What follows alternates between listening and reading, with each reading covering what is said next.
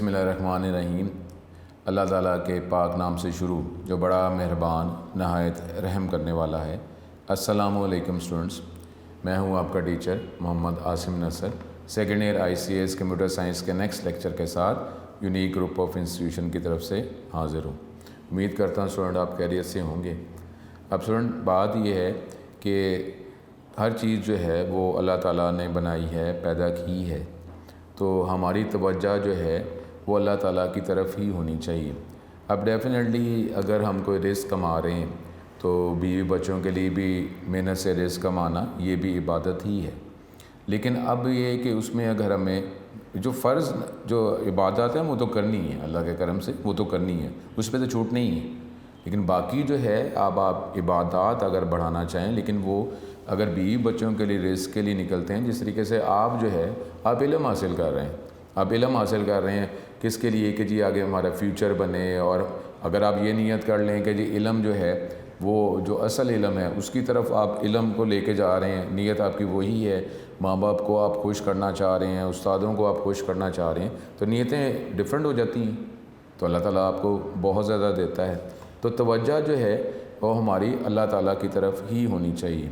अगर देखें कि अगर आपको ये ऑनलाइन लेक्चर्स जो हैं, ऑनलाइन लेक्चर्स अगर आप ले रहे हैं और आपको अपने कैंपस जाना नहीं पड़ रहा, तो अगर आपके पास कोई टाइम निकल रहा है, देखें ना, एक तरफ तो आप जब कॉलेज जाते हैं लेक्चर्स आपको कॉलेज आने जाने में टाइम लगता है, लेकिन अगर आपको ऐसी कोई फैसिलिटी अब मिल रही है, टाइम अगर आपके पास कुछ स्पेयर निकल रहा है, तो अगर हमारी तवज्जो अल्लाह ताला की तरफ है तो हमारी जो फ़र्ज़ जो नमाज है, इबादत है, उसके अलावा अगर हमारे पास टाइम है तो अब हम इबादत कर लें ना।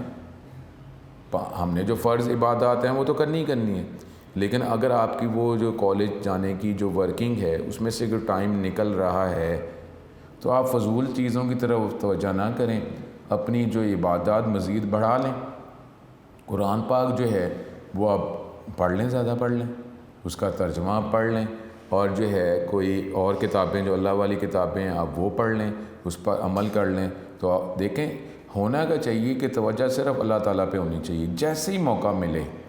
अब ज़ाहिर है आप पढ़ रहे हैं, ये भी आपकी इबादत है, अल्लाह के करम से अगर मैं नीयत से अगर पढ़ा रहा हूँ तो ये भी मेरी इबादत ही है। लेकिन जहाँ कहीं भी मेरे पास टाइम मिले तो मैं अपनी जो इबादत जो हैं वो बढ़ा दूँ। अल्लाह ताला अगर मौका दे रहे तो फिर हमें क्यों ना बढ़ाएं हम, ठीक है। तो इसलिए जो है अगर इस तरह आप ऑनलाइन लेक्चर्स के स्टाइल पे हैं, वो कैंपस अगर आप नहीं जा रहे तो अपनी इबादत जो हैं वो बढ़ाएं। और माँ बाप की जो है घर में आप जो हैं बेटा हैं, आप बेटी हैं, तो माँ बाप के साथ जो है आप शेयरिंग करें, उनको भी सुकून दें। आप अगर रिलैक्स हो गए हैं तो माँ बाप को भी थोड़ा सा रिलैक्स करने की कोशिश करें ना। वाले साहब जो आपके हैं वो सुबह से लेकर शाम तक जो है वो बिज़नेस कर रहे हैं, जॉब कर रहे हैं। आपकी वालदा साहिबा जो हैं वो सुबह से लेकर रात तक जो है काम करती रहती हैं, और संडे को भी उनको छुट्टी नहीं होती। तो अब जो है कि अगर आप बेटा हैं या बेटी हैं, तो अगर आपको रिलैक्स, अगर इस ऑनलाइन लेक्चर्स के हवाले से आप कुछ रिलैक्स हैं तो अपने माँ बाप को भी थोड़ा सा रिलैक्स कर दें, उनको भी थोड़ा सुकून दे दें। यानी यहाँ पे आप जाके कि जी अब मेरा आराम बढ़ जाए, मेरा नींद जो है वो बढ़ा लें, या फिल्में ड्रामे जो हैं वो आप बढ़ा लें, तो इसका मतलब है माँ बाप तो उनके ऑनलाइन लेक्चर्स आपके हैं, लेकिन माँ बाप तो उसी तरीके से मेहनत करते जा रहे हैं। उनको घर में भी आके फिर घर की भी वही वर्किंग है, लेकिन घर में अगर वाले साहब आते हैं तो कोई काम में अगर घर में आप आसानी दे देते हैं, अगर घर में आप बेटी मौजूद हैं आप, तो अगर आप वालदा साहबा को कुछ आसानी दे दी तो उनको भी थोड़ा सा रिलैक्स कर दें। तो फिर आप अपनी एडजस्टमेंट जो है अपनी रिलैक्स करने में अपने आप के साथ एडजस्टमेंट करी जा रहे हैं, तो माँ बाप के साथ नहीं करनी। तो अगर माँ बाप को करेंगे तो क्या होगा, माँ बाप ने क्या करना है। आप देखो तो सही, अगर माँ बाप को आप रिलैक्स करते हैं, जिस तरह कोई किसी हेल्प कराते हैं, उनके चेहरा तो देखा करें, वो खुश कितने होते हैं माँ बाप, किस तरह वो देखें आपकी सिर्फ देखना। आप फील नहीं करते कि जब माँ बाप आपको देखते हैं और आप इस तरह कोई उनको रिलैक्स करते हैं, उनको देखा तो करें ज़रा, माँ बाप के चेहरे की तरफ तो देखा करें कि किस तरीके से कितने वो प्यार से आपको देखते हैं। वो प्यार से देखना क्या अल्लाह रसूल को नहीं पता चलता कि वो जो एक खुशी से आपकी तरफ देखना। तो आप कहते हैं कि जी माँ बाप की तरफ अगर प्यार मोहब्बत से देखा जाए, ये बातें तो बड़ी हैं, लेकिन हमने कोशिश कब की अमल करने की कि माँ बाप की तरफ देखा जाए जो है वो हज का सवाब होता है। तो अब वो देखा जाए हज का सवाब होता है, तो कभी हमने हज का सवाब लेने की कोशिश की? और उसमें भी माँ बाप को खुश करने की नीयत नहीं है तो उससे भी बढ़िया है कि मेरे माँ बाप खुश हों। हर काम जो है अगर सवाब की नीयत से करते हैं बहुत अच्छी बात है कि जो आप ये काम कर लें तो आपको कोई हम सैर करने के लिए ले जाएंगे, आपको ये चॉकलेट मिल जाएगी, ठीक है, तरगीब है। लेकिन फिर भी कोई ऐसा भी काम हो जिसमें आपकी नीयत क्या हो, कब बस मेरे माँ बाप खुश हो जाए, बस मेरे माँ बाप खुश हो जाए, मुझे आगे रिटर्न में कुछ नहीं चाहिए। तो माँ बाप को खुश करने की नीयत से भी कुछ कर लें कि हर वक्त जो है सवाब की नीयत ही हम करते रहें। तो वो माँ बाप जो देखते हैं, आपने देखा माँ बाप की तरफ से प्यार से, और माँ बाप ने आपकी तरफ प्यार से देखा, क्या अल्लाह रसूल को पता नहीं चला? तो ये अगर मुंह से कोई अल्फाज निकलें या ना निकलें, ये दुआ नहीं है तो और क्या है? तो कोशिश तो करें, अगर आप ऑनलाइन लेक्चर्स में हैं, माँ को खुश करें, वाले साहब को खुश करें, वाले साहब आए उनके जूते उतार दें, क्या हो गया? उनको कोई पैर दबा दें, वाले साहब सारा दिन काम करते रहते हैं, वालदा साहबा काम करती रहती, वो नहीं थकते। अल्लाह ताला हम पे अपना करम करे।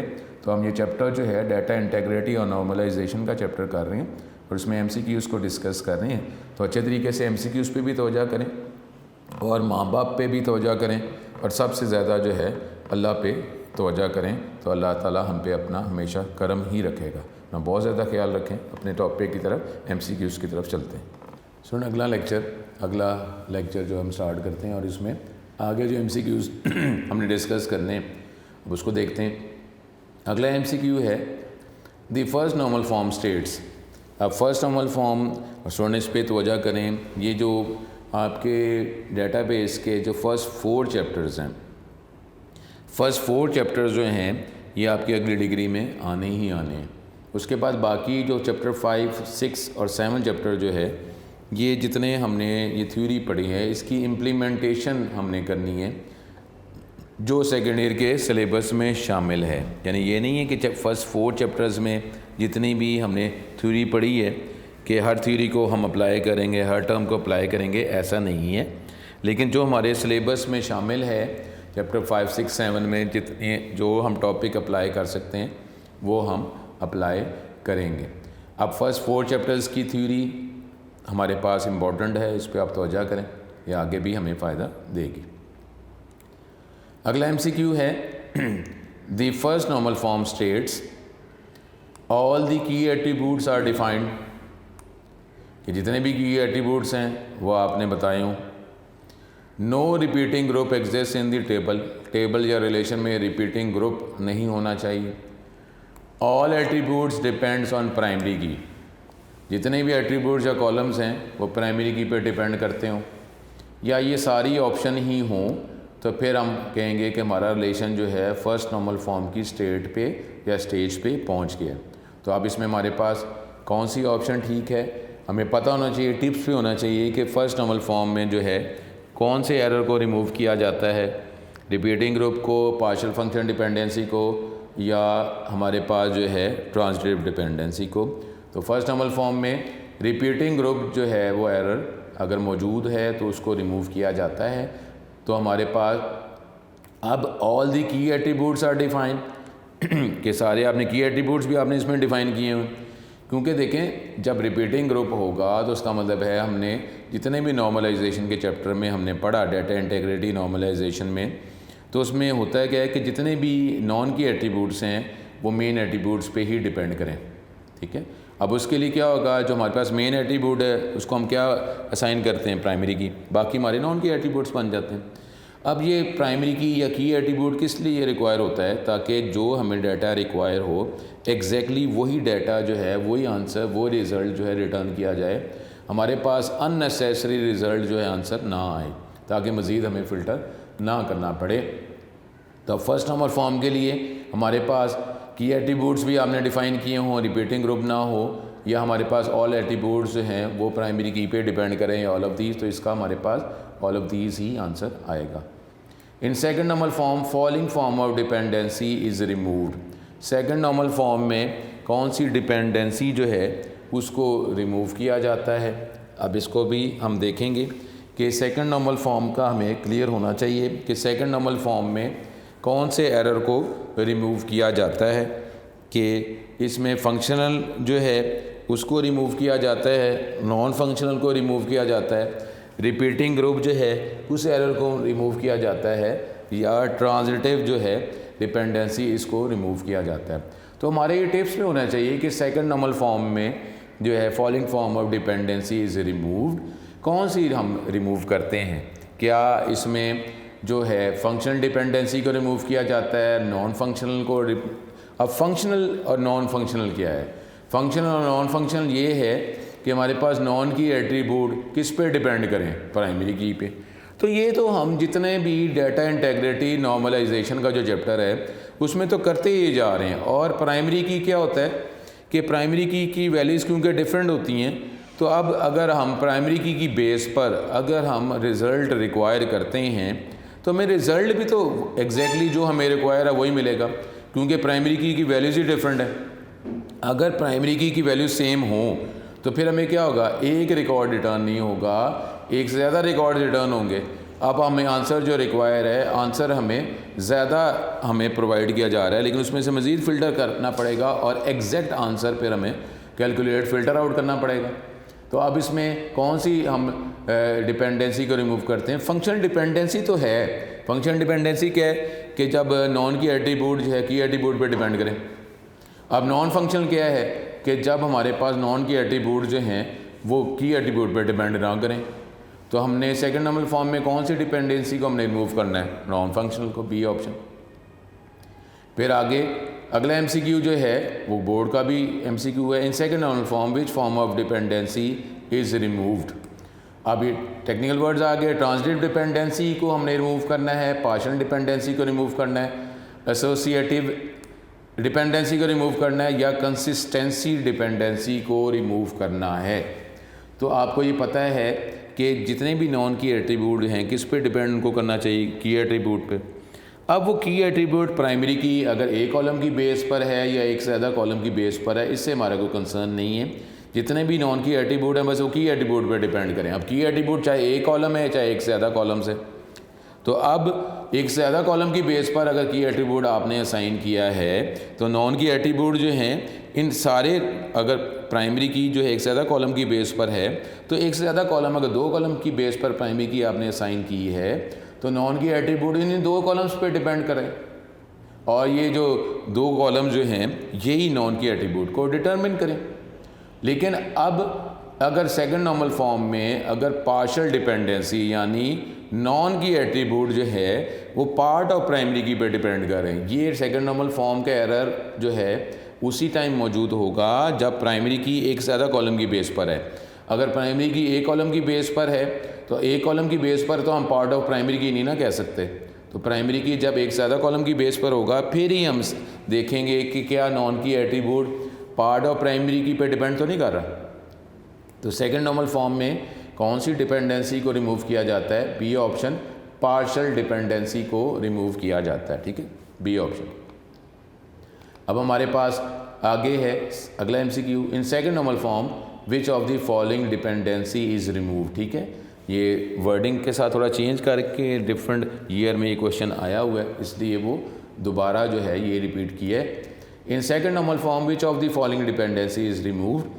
Full function dependency, partial function dependency, transitive dependency या नॉन फंक्शनल डिपेंडेंसी। अब देख लें, नॉन फंक्शनल डिपेंडेंसी भी वर्ड आ गया और पार्शियल फंक्शन डिपेंडेंसी भी वर्ड आ गया, और आपको यही कहा हुआ है कि आपके पास अगर आंसर हो लेकिन आंसर के साथ जो है आप इसको क्रॉस चेकिंग करके ऑप्शंस को भी आप देखेंगे और मोस्ट अप्रोप्रिएट जो आंसर जो है वो आप जो है वो पॉइंट आउट करेंगे। तो अब यहाँ पे क्योंकि नॉन फंक्शनल भी बेशक ठीक है लेकिन यहाँ पे है बी ऑप्शन जो है पार्शियल फंक्शन डिपेंडेंसी, ये हमारा ज़्यादा प्रॉपर अप्रोप्रिएट आंसर है। तो बी ऑप्शन इसका सही आंसर होगा। In second normal form which of the following dependency is removed. Full function dependency, partial function dependency, transitive dependency या नॉन फंक्शनल। तो B option partial function dependency इसका answer मौजूद है।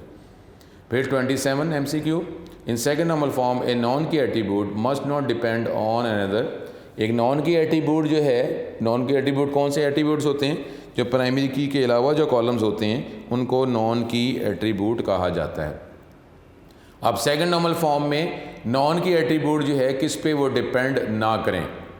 नॉन के attribute क्या नॉन की एट्रीब्यूट पे depend उनको नहीं करना चाहिए, या नॉन की एट्रीब्यूट को की एट्रीब्यूट पे डिपेंड नहीं करना चाहिए। या नॉन की एट्रीब्यूट को कंपोजिट की जो है उस पर डिपेंड नहीं करना चाहिए, या नॉन की एट्रीब्यूट को सॉर्ट की पे डिपेंड नहीं करना चाहिए। तो अब ये जो हमारे पास होता है जिसको आप पार्शियल फंक्शन डिपेंडेंसी कहते हैं, इसमें क्या होता है कि नॉन की एट्रीब्यूट जो है वो पार्ट ऑफ प्राइमरी की पे डिपेंड कर रहा होता है, ठीक है।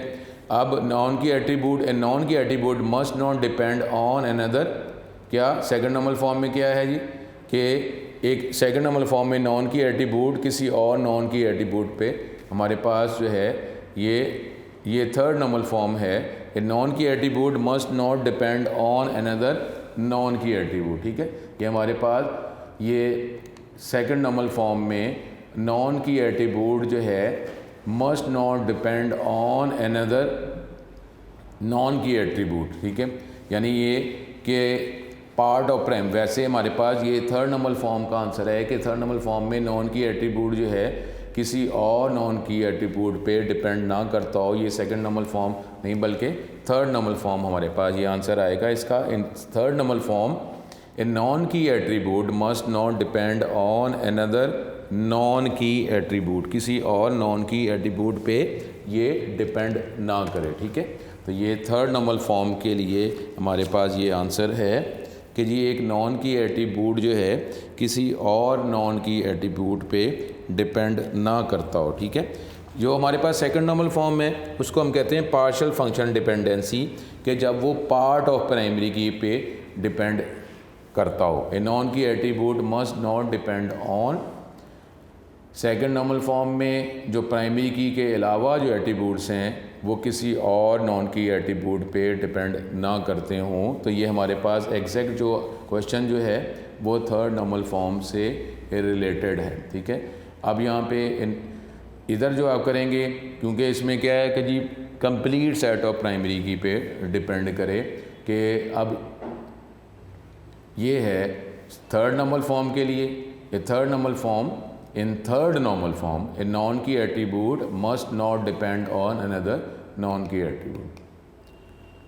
A relation, अब अगला है 28, a relation is in second normal form if and only if, second normal form की स्टेज पे हमारा रिलेशन आ जाएगा if and only if a relation is in first normal form and all the non key attributes are fully functional dependent upon the primary की attribute. यानी क्या हो कि ये फुली फंक्शनली डिपेंड करते हों की एट्रीब्यूट पर, ठीक है। कि यानी ये ना हो कि जी उस पे पार्ट ऑफ प्राइमरी की पे डिपेंड करते हों। पिछले ऑप्शन भी जो हम कर रहे थे, इन second normal form non key attribute must not depend on, यानी को क्या होना चाहिए कि ये किस पे डिपेंड करते हों, ये की एट्रीब्यूट पे डिपेंड करते हो। तो ये सेकंड नॉर्मल फॉर्म में ये आंसर भी डेफिनेटली हो सकता है कि non key attribute must not depend on another non key attribute, ठीक है। उसको क्या है कि नॉन की एट्रीब्यूट को किस पे डिपेंड करना चाहिए, की एट्रीब्यूट पे डिपेंड करना चाहिए, ठीक है। तो ये भी देख लें, थोड़ा सा ट्रिकी क्वेश्चन भी है। ये सेकंड नॉर्मल फॉर्म करेंगे तो फिर भी हमारे पास ये, अगर वह थर्ड नॉर्मल फॉर्म करेंगे तो वो है पार्ट ऑफ हमारे पास जो है वो नॉन की एट्रीब्यूट जो है किसी और नॉन की एट्रीब्यूट पे डिपेंड करेगा। अब सेकंड नॉर्मल फॉर्म में भी ऐसी है कि नॉन की एट्रीब्यूट जो है जो प्राइमरी की के अलावा जो कॉलम्स हैं उसको must not depend on another non key attribute, ठीक है। ये भी हवाले से बात बनेगी। Otherwise partial function dependency part of primary की है तो उसको तो की एट्रीब्यूट पर डिपेंड करना चाहिए ना, किसी और पे तो नहीं करना चाहिए, ठीक है। तो ये थोड़ा सा ट्रिकी क्वेश्चन भी 27 हो गया, ठीक है। 28 जो है a relation is in second normal form if and only if. अब इसमें कौन सी ऑप्शन होगी, सेकंड नॉर्मल फॉर्म जो है हमारे पास एक हम सीक्वेंस में करते हैं, पहले फर्स्ट नॉर्मल फॉर्म होता है फिर सेकंड नॉर्मल फॉर्म होता है।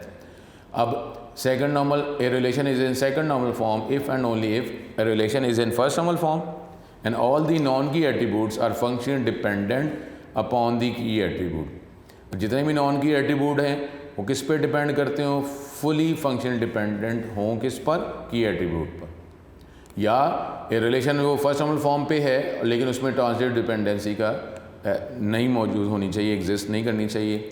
Relation is first normal form and every attribute is single valued for each tuple, ठीक है। अब इसमें हमारे पास फिर D option all of these. लेकिन इसमें क्या है कि सेकंड नॉर्मल फॉर्म में कौन से एरर को रिमूव करते हैं, हम पार्शियल फंक्शनल डिपेंडेंसी, और उसमें क्या होना चाहिए कि जो नॉन की एट्रीब्यूट वो कंप्लीट प्राइमरी की एट्रीब्यूट पर डिपेंड करें अगर की एट्रीब्यूट एक से ज़्यादा कॉलम की बेस पर है। ये relation is in first normal form and all the non key attributes are fully function dependent upon the key attribute. A option इसका सही आंसर होगा।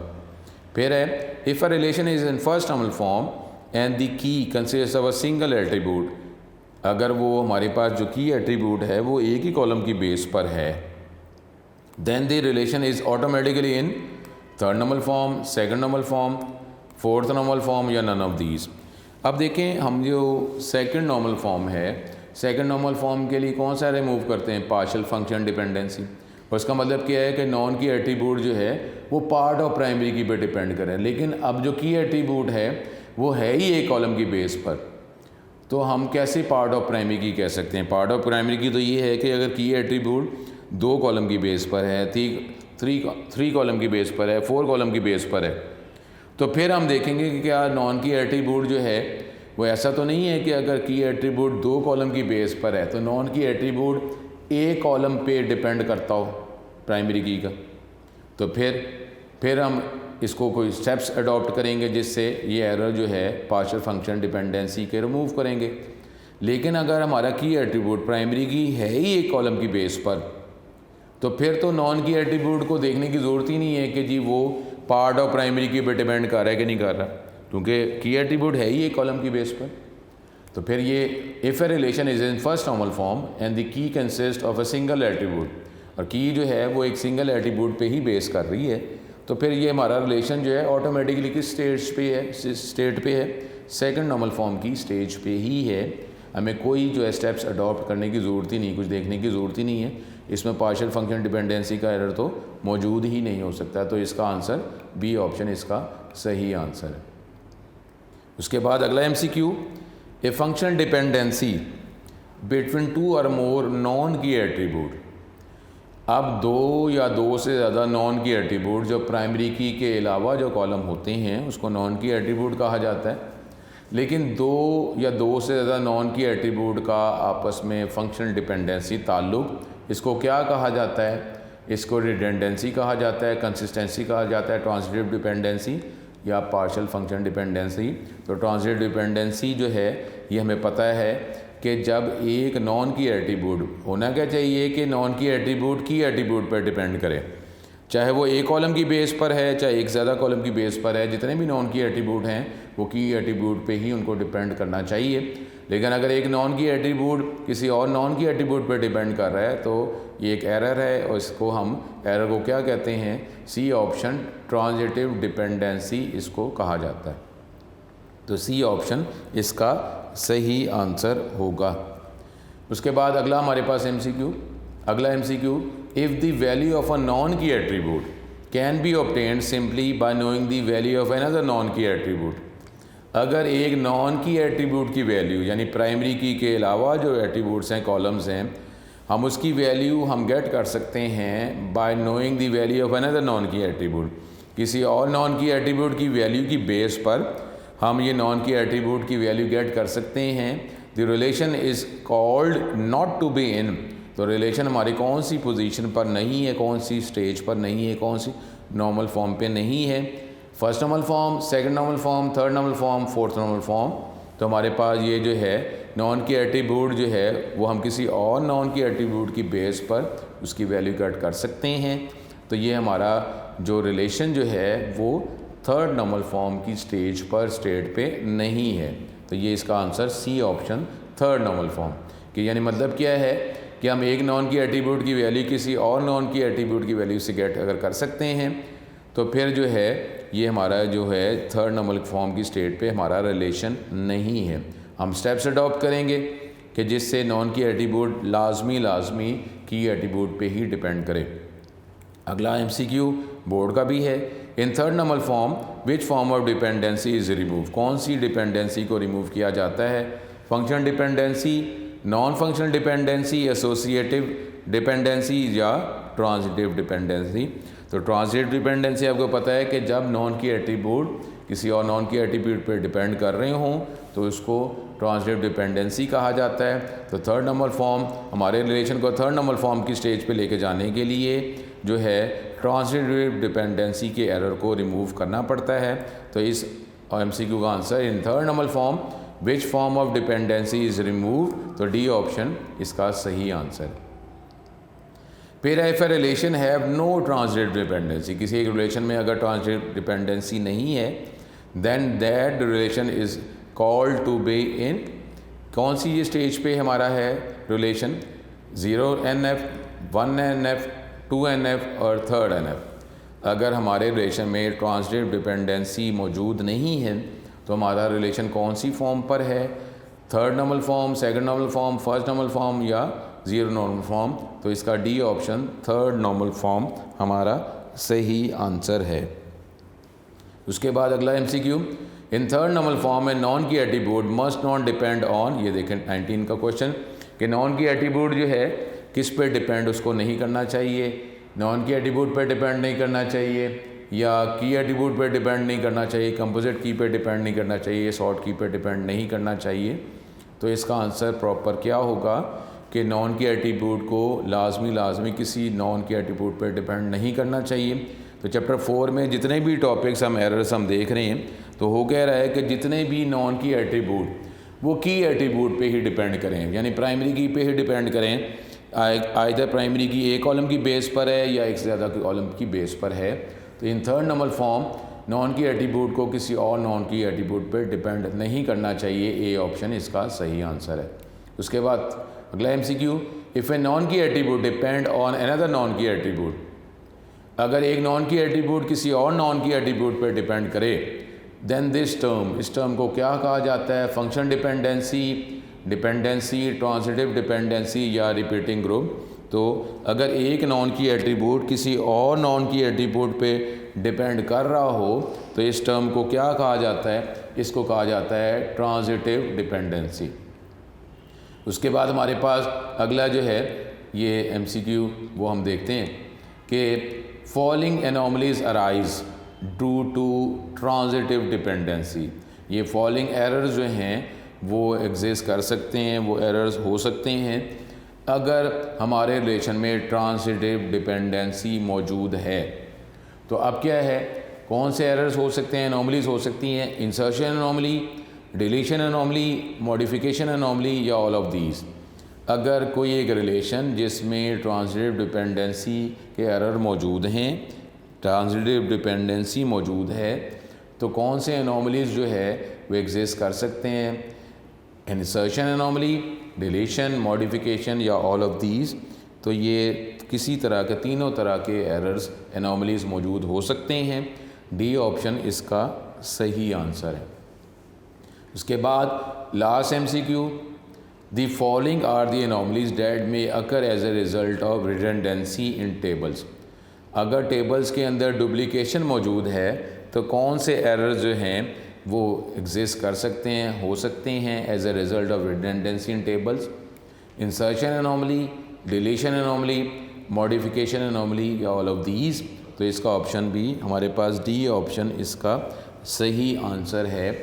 अब ये यहाँ पे हमारा ये चैप्टर कंप्लीट हो रहा है और इस चैप्टर का ओवरव्यू क्या था कि डाटा इंटेग्रिटी और नॉर्मलाइजेशन हमने किया और इंटेग्रिटी के डिफरेंट रूल्स अप्लाई करते हैं, डिफरेंट स्टेप्स अडॉप्ट किए जाते हैं ताकि जब रिलेशन को डिज़ाइन किया जाए तो डिज़ाइन टाइम पे एरर्स जो हैं उनको रिमूव किया जा सके।